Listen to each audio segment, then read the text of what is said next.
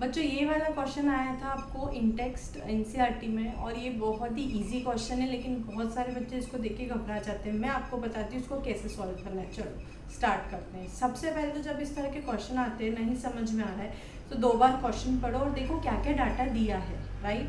अब आपको इसको देख के समझ में आ रहा है कि H2S गैस है जो कि STP पे दिया है, इसकी मोलैलिटी 0.195 और हेनरीज लॉ कांस्टेंट निकालना है। तो यहाँ से ये तो समझ में आ गया कि आपको हेनरीज लॉ लगाना है। हेनरीज लॉ का फॉर्मूला क्या होता है मेरे बच्चों? हेनरीज लॉ का फॉर्मूला हो गया आपका pressure of H2S gas is equal to KH is the Henry's law constant and mole fraction of H2S gas, क्योंकि इसकी बात कर रहे हैं, ठीक है ना। अब यहाँ पर आपको प्रेशर दिया है STP, तो प्रेशर STP वाला ले लेंगे।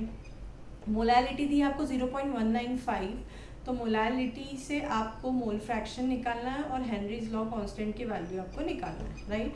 तो सबसे पहले हम बात करते हैं मोलैलिटी की। 0.195 मोलैलिटी है, इसका मतलब क्या समझते हैं बच्चों आप? तो 0.195 मोलैलिटी है, मतलब molality is defined as number of moles of solute in 1 kg of solvent, ठीक है ना। तो ये क्या बोलेंगे हम कि 0.195 moles of H2S gas is present in 1 kg of solvent, बोलेंगे ऐसा, राइट। अब यहाँ पे बच्चों आपको चाहिए मोल फ्रैक्शन ऑफ H2S गैस, तो इसके लिए हमको कौन सा फॉर्मूला लगाना पड़ेगा? मोल फ्रैक्शन ऑफ H2S गैस के लिए हो जाएगा number of moles of H2S gas upon total number of moles. Total number of moles क्या होगा बच्चों? H2S gas plus number of moles of H2O, ठीक है, क्योंकि इसको हमने वाटर में डिसॉल्व किया है। क्लियर है यहाँ पर आपको? अब यहाँ पर आपको मोल्स ऑफ वाटर निकालना है, तो मास ऑफ वाटर दिया है 1 kg, ठीक है। तो number of moles of water क्या हो जाएगा बच्चों? Given mass upon molar mass. Given mass क्या है आपका? गिवन मास है 1 kg मतलब 1000 ग्राम, और मोलार मास ऑफ वाटर क्या हो जाता है आपका? 18 ग्राम। तो इसको जब आप सॉल्व करोगे तो ये कितना हो जाएगा? 55.55। या आप 11th में भी बहुत सारे फॉर्मूला में यूज़ करते थे। तो बच्चों ये बहुत ही ईजी है, कोई बात नहीं, अगर नहीं पता है तो आ जाएगा आपको धीरे धीरे समझ में, ठीक है ना। अब यहाँ पर हम सारा डाटा रख देते हैं। तो H2S गैस के नंबर ऑफ मोल्स क्या होगा? 0.195 अपॉन 0.195 प्लस 55.55, ये हो गया हमारा मोल फ्रैक्शन। जब आप इसको सॉल्व करोगे मेरे प्यारे बच्चों, तो इसका आंसर आएगा 0.0035। मैंने इतनी बार इसको सॉल्व करवाया है तो मुझे आंसर याद हो गए। जब आप इसको सॉल्व कर, क्योंकि 55.5 बहुत बड़ा एक नंबर होता है जो कि डिनोमिनेटर में है, इसलिए इसकी वैल्यू बहुत कम आई है, दैट इज़ 0.0035, ठीक है ना।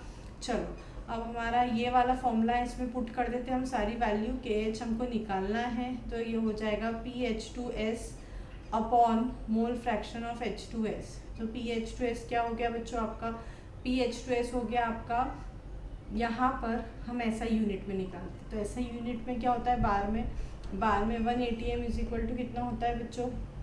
0.987 बार। मैं यहाँ पे लिख देती हूँ कि at STP 1 ATM is equal to 0.987 बार।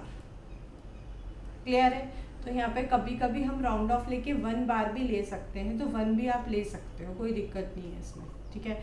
और ये क्या है आपका? मोल्स ऑफ H2O, ये हो गया आपका 0.0035 मोल फ्रैक्शन जो हमने निकाला ऊपर। तो जब आप इसको सॉल्व करोगे तो आप देख पा रहे हो कि 35 और 98, तो ये अप्रॉक्सीमेट 3 या 9 वाले से हो रहा है, लेकिन पूरा नहीं हो पाएगा क्योंकि 35 है, तो इसका आंसर आएगा कुछ 282 बार। ये हो गया आपका answer of the value of Henry's law constant, that is KH। तो इस तरीके से बच्चों इसको आपको सॉल्व करना है सीक्वेंसली। सबसे पहले तो जो भी चीज़ लिखी है उसका फॉर्मूला लिख दो, अपने आप समझ में आएगा कैसे आगे बढ़ना है। तो आराम से सॉल्व करो सारे क्वेश्चन, मैं आपको इस सीक्वेंस में सॉल्व करवाते जा रही हूँ NCERT के। Okay, bye bye.